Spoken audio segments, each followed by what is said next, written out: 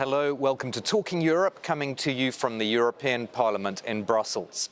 The von der Leyen coalition is holding up, but it's looking increasingly fragile. Centrist, Socialist and Green members of that coalition are deeply troubled by what they see as an alignment between the Conservative EPP and the far right. And they say they want the EU Commission President to get a grip on the EPP. Now, the entire coalition did come together to see off a vote of no confidence in Ursula von der Leyen on July the 10th, but that support came at a price. Party group leaders insist their backing of the Commission chief is not unconditional, and they want to see a change in policy direction. That's exactly the line taken by my guest today. Valérie Hayer is the leader of the Centrist Renew bloc here, and she's been a French MEP since 2019. Welcome to the programme. Thank you. Let's start with some of the big international issues. Your group has strongly condemned the announced decision by the United States to impose new 30% tariffs on EU goods from the 1st of August. When do you think the EU should retaliate, and how? First of all, nobody has any interest in this trade war. Nobody. Neither the EU nor the US. And I hope that Donald Trump will fully understand it. So now I think the unity of Europe is absolutely key, and we should and we support the Commission's strategy. I think, of course, let's take the place and the political space for negotiation, but if at the 1st of August we don't have enough in the negotiation, don't be shy. We are a power, we have a huge market that is interesting for the US companies, and we should have these countermeasures to convey the message to Donald Trump that we will not be fooled. So do you think the EU anti-coercion instrument should be more prominently brandished at this stage then, so that Trump feels maybe some sort of pressure? Absolutely. He should know we have tools. We negotiated in the previous term. He should know that we are ready to use all the tools, all the options. Of course, we want to negotiate, but we have this anti-coercion instrument, and we have room for maneuver also to put pressure on him. How do you read Donald Trump overall? Because, of course, there were these negotiations on trade going on for a long time. The EU was hoping for a solution, suddenly gets this letter saying 30% tariffs. And also on Ukraine, he's all over the place. Now he's made some sort of shift on military aid. Who knows how long that will last? But what's your read on Trump? With Trump, we never know. What I'm sure is that we should be stronger together. So it means to reinforce our support to Ukraine, to make progress on our defense with this European leg within NATO, and to be stronger from a competitiveness issue, and to convey the message to Donald Trump that he has to deal with us too. And otherwise, we will have strong countermeasures, but we also have new partnerships around Europe. Yeah. A quick question also related to Ukraine. President Macron says that France's defense budget should rise by 3.5 billion euros in 2026 and then another 3 billion in 2027. But France is already paying back 67 billion euros this year on its national debt. Is it realistic then to spend this kind of money on defense? We don't have any other choice. We know with the threat we have, the Russian threat, but all around the world we are under threat with cyber attack, disinformation. We have to push for more investment at the national, but also at the European level. And President Macron had also a very pro-European stance when he decided and announced this increase of the defense spending. So I think we don't have any other choice. But indeed, in parallel, the current government had made proposal to address the issue of the debt and of the deficit, which is key for our sovereignty. So I trust the government to make the right decision for that. The EU budget is obviously a big issue at the moment, and you were a negotiator for the current EU budget, 21 to 2027. The Commission has presented its proposal now for the next 7-year budget. What priorities do you have for that budget, and are they being met actually in this proposal? So we want to have a strong competitiveness fund to support our industries and our competitiveness. We want also to have this European preference with local content, so that our key demand from the Renew Group. We also want a strong commitment vis-à-vis the rule of law, especially with the smart conditionality, which means very concretely no euro for autocrats and people and government who don't respect our common rules, but on the ground, the mayors, the NGOs should still benefit from the money. Yeah, so this is targeted sanctions against governments, not more general punishment. Okay. You, of course, spent quite a bit of time with Ursula von der Leyen one-to-one saying, you know, these are the things that you have to do really to ensure the continued support of Renew going forward. What does she actually have to do by the time of the State of the Union address to have your support? I asked her very clearly, her but also Manfred, the president of the EPP group in the European Parliament.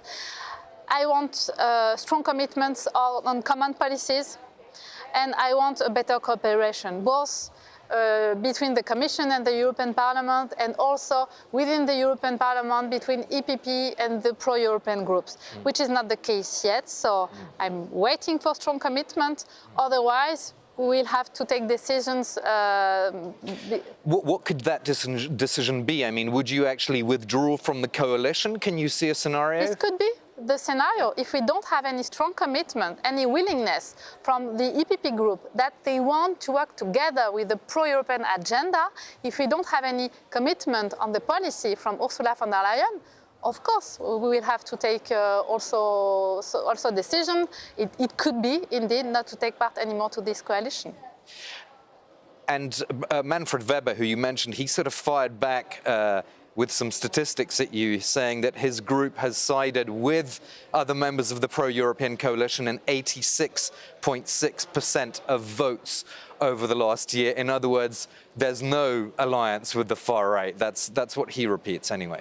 He uses these figures, but when you look at the most important file in the European Parliament, I can give you a lot of examples when they decided consciously to make deal with the far right. So I'm calling the EPP leadership, the EPP group, to come back to a pro-European majority in this European Parliament. That is key for to address the challenge we face. So what's the bottom line for you, that the EPP should not vote in any vote at all with the Patriots, for example?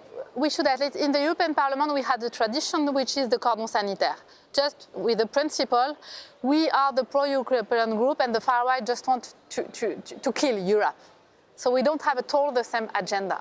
Now what I'm asking to Ursula von der Leyen and to Manfred Weber is just to have a pro-European agenda to deliver for our citizens. And when you look at this pro-European agenda, nothing can be achieved with the far right, because the far right just want to undermine Europe. And on that pro-European agenda, you said that you found the European Commission's decision to withdraw its anti-greenwashing rules disgraceful. Now the Commission says actually it's not really withdrawing the directive, but it's going to change the text or something. What's your response to that? That was a huge problem, because the Commission, now they said we didn't really want it to withdraw it, but they intend, it has a public expression from the Commission saying that they wanted to withdraw it after a request from the EPP and from the far right. This is not fair, this is not respectful of the institutional process, because this file was in trilogue at the end of the negotiation process between the Parliament and the Member States. So no, this is not acceptable that she answered to a request from some group in the European Parliament and not respectful of our institutional process. What I said to the EPP, let's continue the negotiation, and then after the negotiation is finished, you will take your responsibility. Yeah. But both the EPP and the Commission had made another decision.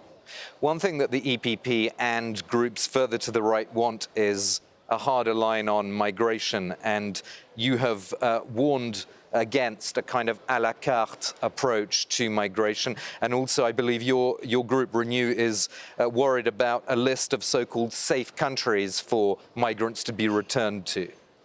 Yes, indeed, we are very alert and cautious with that. So we will go into the details because this third safe country, we have serious doubt about this safety issue in this country, in some of the country. Yeah.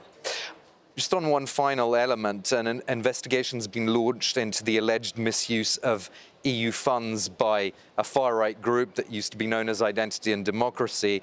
And now in France, the judiciary there is probing the finances of the National Rally in the election campaigns of 2022 and 2024, although no charges have been filed. We should make that clear. What's your perspective on all of these developments?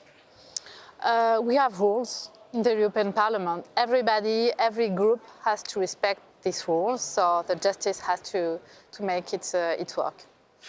Of course, the far right beat your group in the European election at the time, Besoin d'Europe, or the need for Europe. What have your reflections been over the past year on why you lost votes, why the centre lost votes? Because I think you've got a seminar in Tallinn in September where you're going to be thinking about these kind of big questions and strategy. Indeed, that is key for our Renew family, but also for Europe. So we should identify the reasons why Europeans want to trust the far right. So of course we should find concrete solution for real problem to the citizens and to the Europeans. I'm fully convinced that Europe is the right way to do so. If you look, if you listen to the far right, it's only nationalism. So they pretend they will protect people with nationalism in the world we know, with the challenges we face today. No, it's impossible. We will be stronger with 27 countries. But indeed, we need to address the right thing: competitiveness, growth, jobs, illegal migration, legal migration too. So we'll have all these issues on the table, of course. We'll have to stop there. Thank you so much for being my guest, Valérie Hayer, head of the Renew group here in the European Parliament. That's all for this edition of Talking Europe. Glad you could join us.